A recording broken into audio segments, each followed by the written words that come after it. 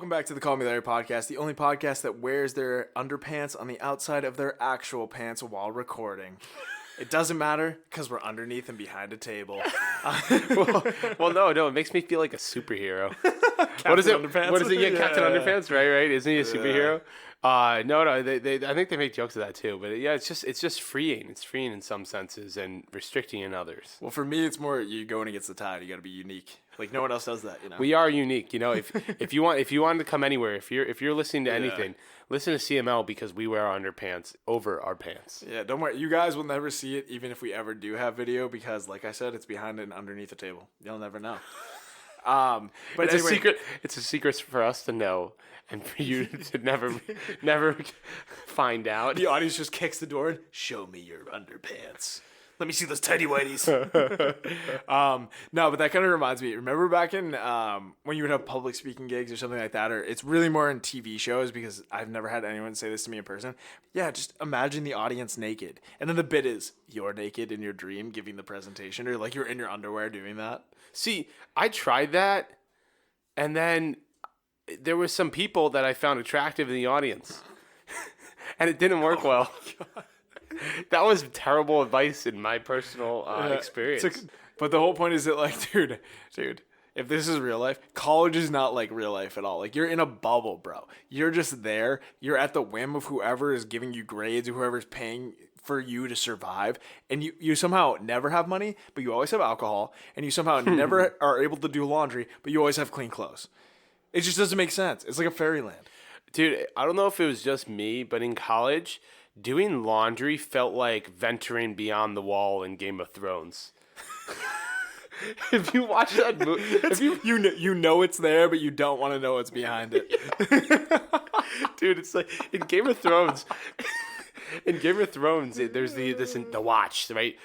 For those of you that might not know, and just reminiscing on Game of Thrones myself, it's a group of men that protects the rest of society by protecting this giant wall. And what they have to do is every now and then, again, like they don't want to do this, but they have to venture outside the wall and explore what's beyond that wall. They venture the other side of the wall is literally hundreds of feet tall, made out of ice and snow and whatever the hell else is in it. And and it protects the realm, quote unquote, from the show and from the books, from whatever's beyond the wall, which is not good. Nothing for good. The realm. It's like there's not like pansies beyond it. Like there's not flowers and milk and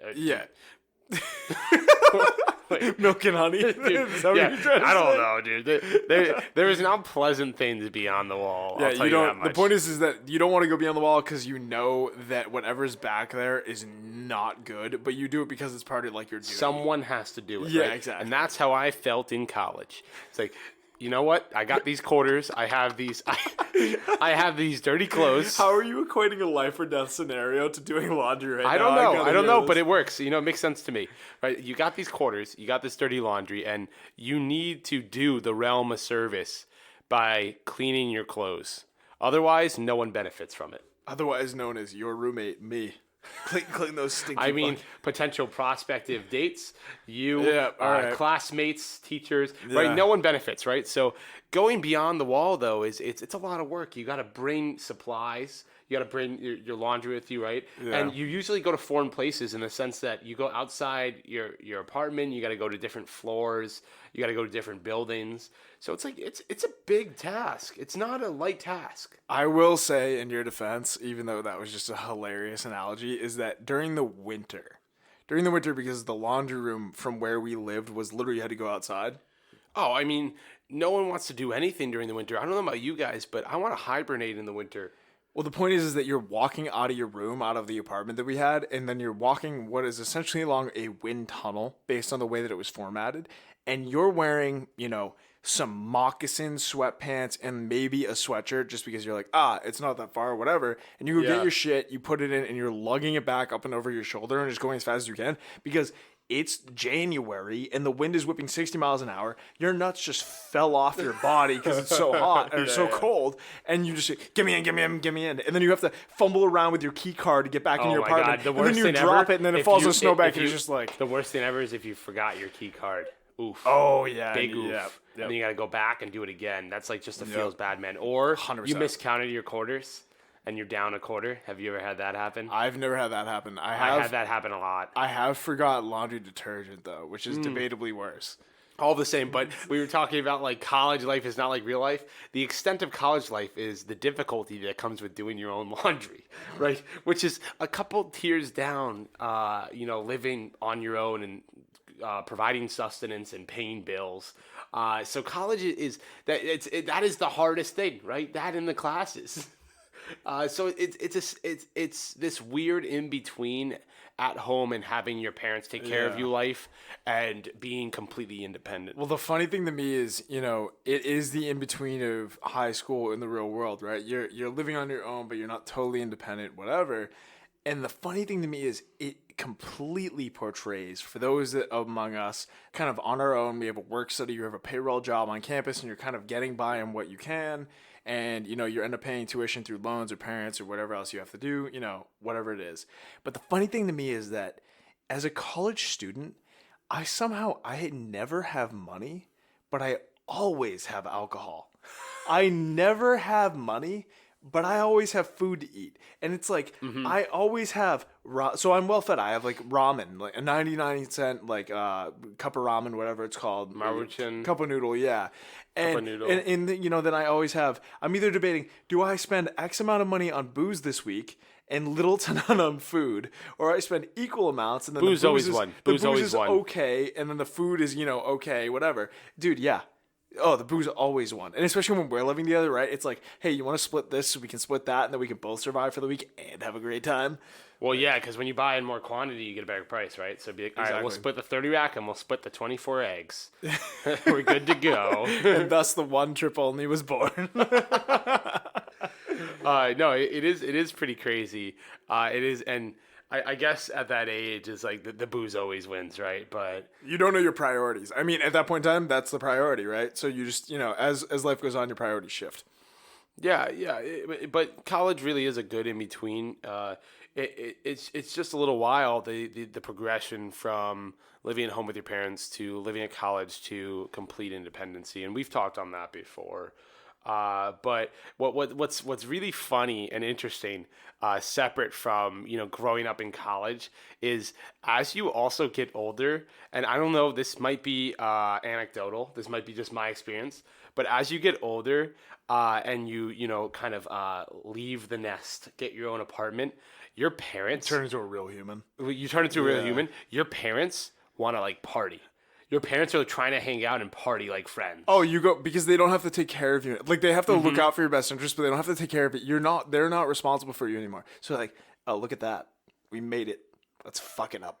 Well, yeah, they're like, hey, like we raised you, right? And you are independent now, but it's like, we can change this relationship to you're an adult, I'm an adult. Yeah. Let's party together. Let's have a good time. As soon as you have more life experience, like they're bound to, you guys just all can talk about the same things on a mature level and everything.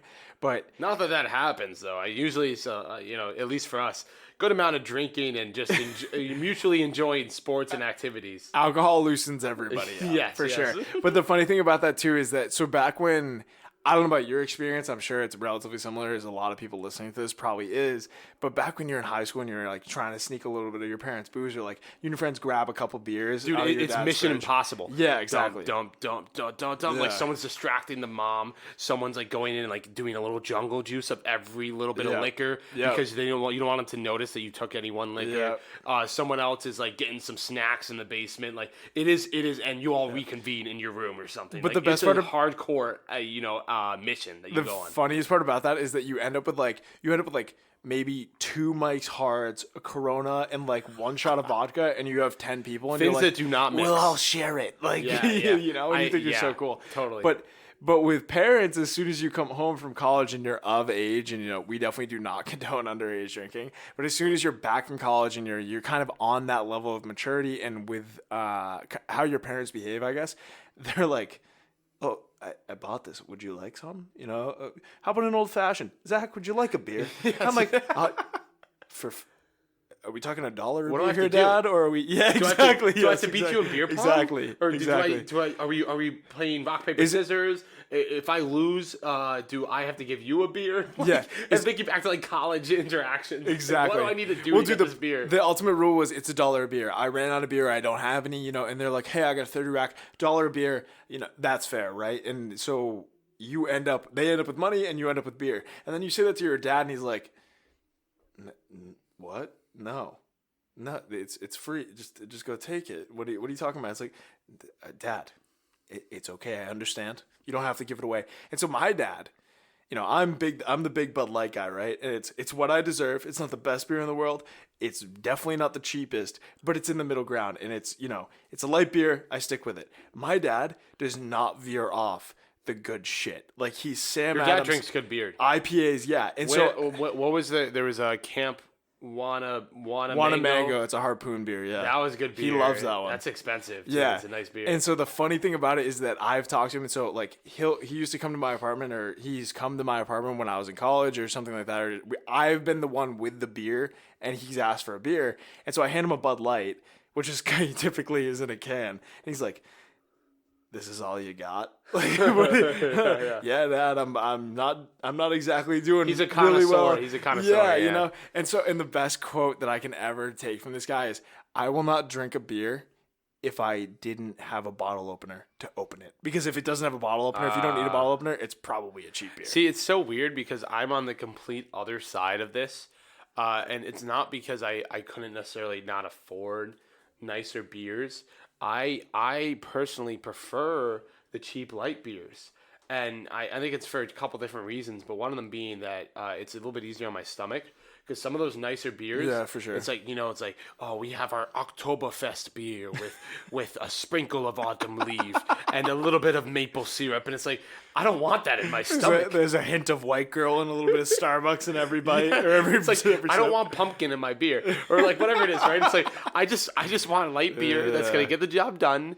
And it's not something I'm going to feel about or feel bad about losing or giving away to someone else, right? I mean, that's the double-edged sword of my drinking relationship with my dad, is that he's a heavyweight. He drinks good shit. And so, I can stomach plenty of Bud Light because it's an easy light beer to drink, and you can take as many as you want or as you need, Yeah, or it's whatever. a good, social drinking beer for sure. And like you said, it's easy on your stomach, right? Like you can fit a lot of it. Whereas my dad is putting back these IPAs, APAs, whatever, like the good stuff, the heavier stuff. And I'm like 3 in, and he's like, "Oh, what are you slowing down now, huh? I thought we just got started." I'm, "Dad, what do you mean? We just had like a whole meal."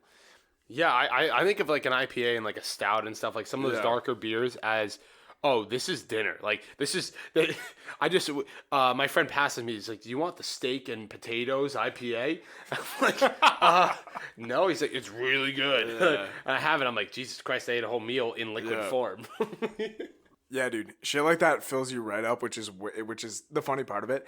But I think that also goes back to the fact that, like we said, college is not real life, but it's the in-between. So you're kind of adjusting. You're learning about how you're going to get by, how you're going to enter the real world. And so you have the dads who are like, "Hey, when you finally get to this level, it's you're leveling up. It's 10 levels ahead. You're not there yet, but you're just getting a little taste. You'll get there eventually, but we still hang on to our college lifestyle of, I buy cheap stuff and I exist in space." And our parents are there thinking, "All right, my science project is going well. It's still alive. It's doing okay. It understands that it can't do the most things, but it can do what it wants." You ever just think about how it's like we're like a science fair project for our parents? I wanted to succeed, I wanted to get an A eventually, but it's gonna take a little while. We're both older siblings, and I think our science experiments were passing, and I think our parents got a little excited about having one passing experiment. No. Dude, sometimes you have the potato that creates electricity, and sometimes you have the volcano that spews lava made out of vinegar and tomato juice. One is cool and exciting, and the other one is just people know it. I think I'm the potato. I got output.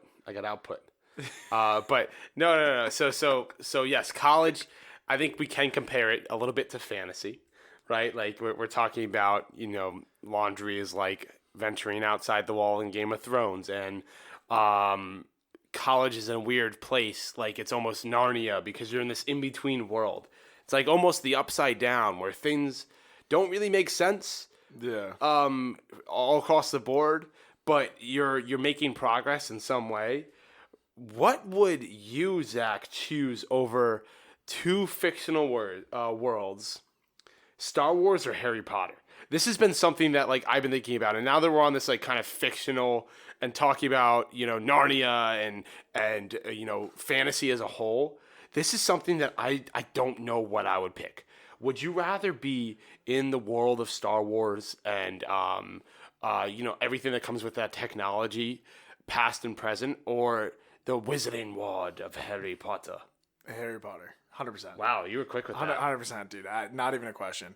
Because Harry Potter is literally a mystical world of just magic and stuff where, like, you can conjure anything from nothing. And while I can't explain it, and obviously it's a book written in a movie and everything like that, I mean, I've read all the books and watched all the movies, so I'm a huge fan.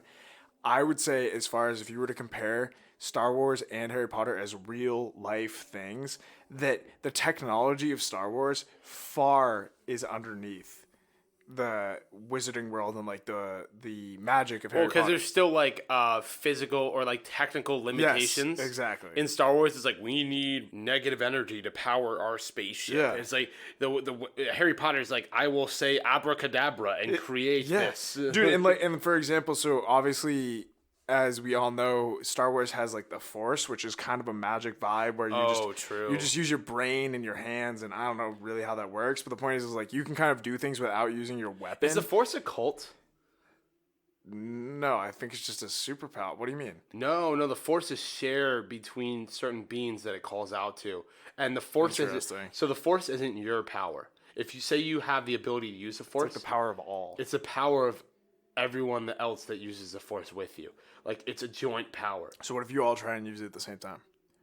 Probably not good things, right? It's like there's a limited, I don't know. It's Yeah. like you can't use it all at once, but doesn't that define a cult, right? Like it's one being participating as all. Like when you are calling upon the Force, you're calling upon a group of those who use the Force. It's energy of people that have always used the Force. I mean, that makes sense. It's a cult. It's kind of an underlying theme that I never thought about before, but yeah. Oh, I just thought of it now, and it's mind-boggling. Yeah, no, I agree. I still stick by my choice, and now it sounds a lot better with the Harry Potter and the Wizarding World. But I think like you can get a lot more out of that, right? As if you're a Jedi, right? You learn how to use the Force, you learn fighting moves, but I would say there's a certain cap to that. With magic, you can just go wherever you want. You can keep learning new spells. But what if you suck at magic? Just don't suck at magic. What if you suck at being a Jedi? You don't know how to use the die. Force. Yeah, I don't want to die, dude. I'd rather. Yeah, but do you want to like ship like mail and like with your wand? Like, say you're really bad. Like, there has to be a hierarchy of jobs. If my only ability with a magic wand is to just create like that empty Bud Light that's in front of me on our table, is I just can wave my wand and it refills and seals itself, and then I can just crack it again. Oh wow! I'd be perfectly happy. Yeah, it's a pretty strong power. Yeah, but I can't do that with the Force or with a lightsaber or anything like that. As far as you know, I don't know. I think thinking more about it, I think the difference between Harry Potter and the Force comes down to two different topics. Would you rather have exploration and experience, or engage in the world around you with creativity, right? Because what it comes down to is Star Wars. There is the whole galaxy. You can travel between a bunch of different planets. You can go not just anywhere in the world, anywhere in the galaxy, anywhere in the next galaxy. So your breadth, the ability to see different things and experience different things is much more from a raw aspect of having a spaceship and quite literally traveling through dimensions, right? But Harry Potter, you are still limited to Earth, right? Like, you're still limited to what is contained on Earth here, but you have the ability to change, adapt, and maybe see things that other people can't see within the context of Earth, right? So doing that, you're focused, you're doubling down on experiencing things in Earth and in the earthly realm, and understanding it and utilizing and abusing maybe some laws and rules around that with the Wizarding World of Harry Potter.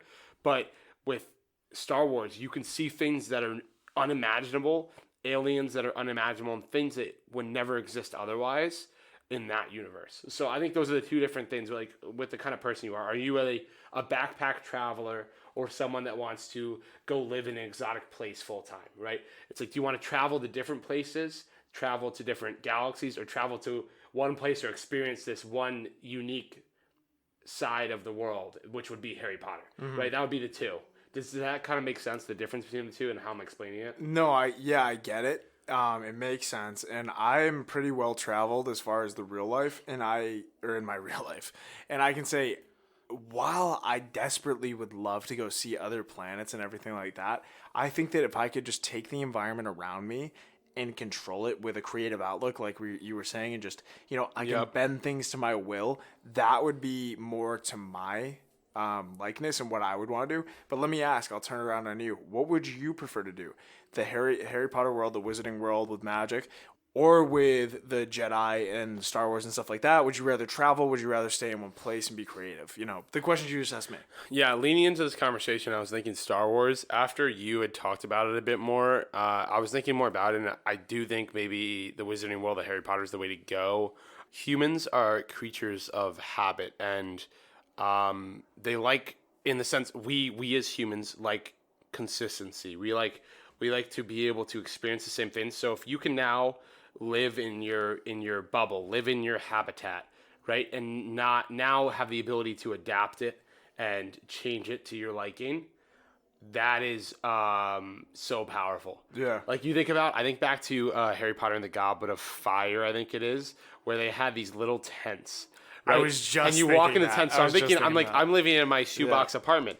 It's like, but I have a spell on the inside of my apartment. They that go to makes the it Quidditch 10 World times the Cup. size. Yeah, Yes, they go to the yes. Quidditch World Cup, and it's like there's shit loads of people, so there's not a lot of room for camping. But you just change your own. You change your. I don't know how it works, dude. Yeah, so it's not that you experience other worlds and other culture, but you get to adapt your world experience and your cultural experience to what you want it to be. Exactly. Like in my case, I would walk into my apartment, it would be 10 times the size. Just a 10 times the mansion. size. A Yeah, mansion. mansion. But whereas in reality, it's a relatively small apartment. We'd have a full CML studio with heated seats and a hot pot cooking behind us, always ready to eat, as well with a fridge stocked with beer that's always refilling. Oh, like, baby. I'm just thinking through this. I was like, wow, like, that's pretty strong. And yes, it's cool to see other parts of the world, but if I could just have a sick place to myself, that would be pretty dope too. Yo, if anyone knows how to make this happen, if you've done any research at all, please DM us at callmelarry_pod on Instagram and Twitter, because I am we are highly interested in making that happen. Or what's your thoughts? Like, we need more defense in the Star Wars cults. Yeah, like the Force cult, and why Star Wars is the better choice. I'm not sure. We're just thinking through it. Let's get a poll in. Send us your answers. What do you prefer, the idea of being Star Wars and in that world, or Harry Potter in the Wizarding world, and your reason behind it? Send it in. We'll let you know, and we'll report back. Please hit us up in those DMs, guys. I want to hear what you think. Are you a Yoda or are you a Ron Weasley? Let's hear a little more details here. We got Baby Yoda on the map too. That might change things up. True. Yeah, that's true. Mandalorian is where it's at. You check it out if you haven't seen it yet. But thank you for listening to the Call Me Larry podcast this week, guys. And we will see you in the next video. Peace. Snow in Texas, what the fuck is up, weatherman? Bank account always getting so much greater than new clothes, designer, I'm a new man.